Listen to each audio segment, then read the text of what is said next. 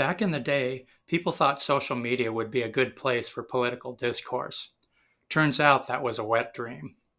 The platform was taken over by college kids, and they get the same conditioning as the media elite. They're taught that money is the end game.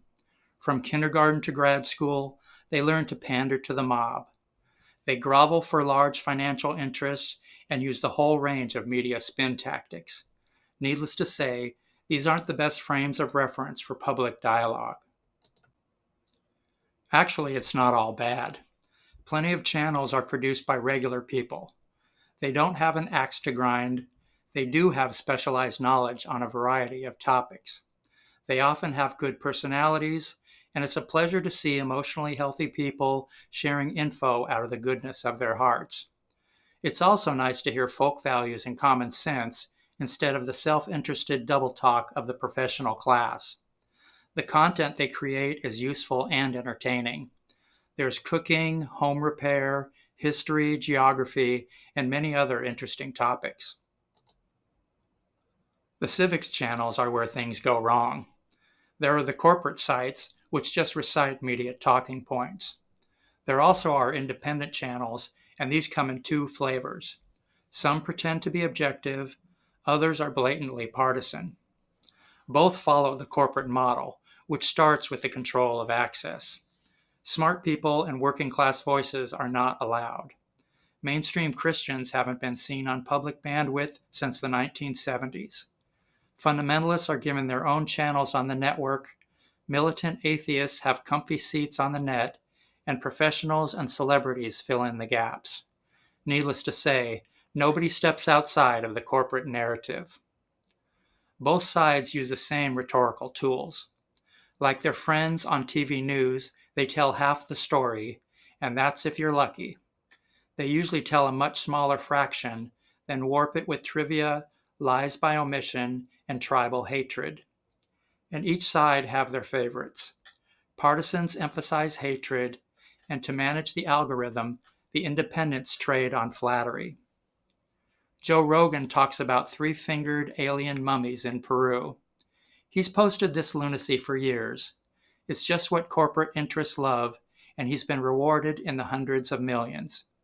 His show is one of the biggest trash heaps on the net, which is a lot considering the competition.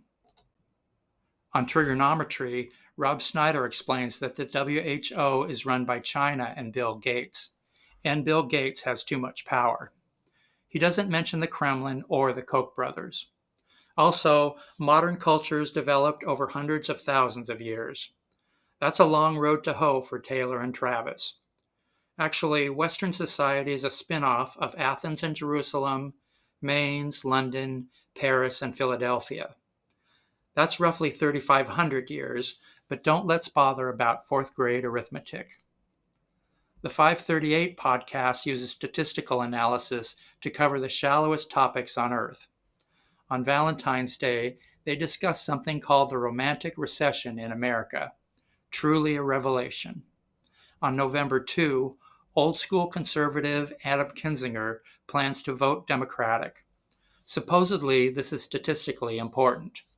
Needless to say, it had zero effect on the election, but wrapping trivia in science is one clever gimmick. On Club Random, Bill Maher defines corruption as congresspeople getting rich. That is a form of it, but not the important one. Much worse is the selling of legislation. It's the reason prices and temperatures are rising and half the population are on the brink. This is an old media trick, focusing on a lesser issue to distract attention from the real problem. Mike Zero discusses Tom Hanks' SNL skit, Mel Gibson's response to Tom Hanks' SNL skit, Jimmy Kimmel's response to Mel Gibson's response to Tom Hanks' SNL skit, and Robert De Niro's mental freakout over the backlash over Tom Hanks' SNL skit. On the Free Press podcast, the guest explains how activists hijacked our institutions. This is standard double talk. Activists didn't hijack anything. They are placed into power by corporate managers and repeat the cultural sabotage designed by global interests. In the scam directory, these are bullshit escapism, truth by assertion, pontification, misplaced emphasis, aka diversion and distraction, mindless trivia, and the half-truth or lie by omission. There are plenty more where those came from. Things get ugly on the partisan channels, which are the center of tribal hatred. It's another type of flattery, a large part of the human genetic code, and a primary weapon of the financial machine. It warps public awareness with hatred. Most importantly, by setting the public at each other's throats, it distracts attention from elite corruption. On the Majority Report, Sam Seder worries about Trump's assault on immigration. The channel name itself is a lie. The majority have no use for wokeism, and rebranding border policy as an assault is leftist trickery. The liberal redneck explains that Trump voters want a national border because they're racist. It would be interesting to know how many times working people are called racist by the left. But MIT mathematicians can't count that high. Special thanks go to these two for helping to re-elect the Donald. On the right, Thomas Sowell and Victor Davis Hanson are upset about illegal immigration and national security. Thus, we have two liberals and two conservatives giving four elite takes on a critical issue. They don't mention the real problems. Those are the effect of mass migration on working class wages and the loss of jobs for American minorities. David Pakman says that Trump's bruised hand is triggering a health panic. People are leaving the country, workers will be semi-fired, and a single congressman has called out Musk's takeover. These are the non-issues that Pakman loves so well. He cranks them out faster than you can say trivial, granular bullshit. Meanwhile, Brian Tyler Cohen gleefully notes that the Carter Foundation cropped Trump from a presidential photo. Leo Kearse laughs at Lily Phillips humping a bunch of men, and Matt Walsh mocks the feminist sex boycott on TikTok. Thanks, guys, for dumping more venom into the daily feed. Adam Carolla tells us that Gavin Newsom is wrong about everything, and this is a perfect example of the partisan mindset.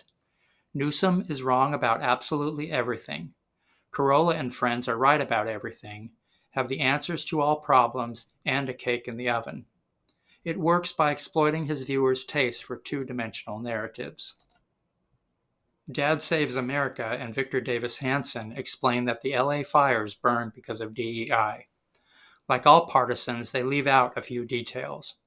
They don't mention hurricane-force winds or conservatives who left gas pipelines uninsulated in Texas and fight public infrastructure every step of the way.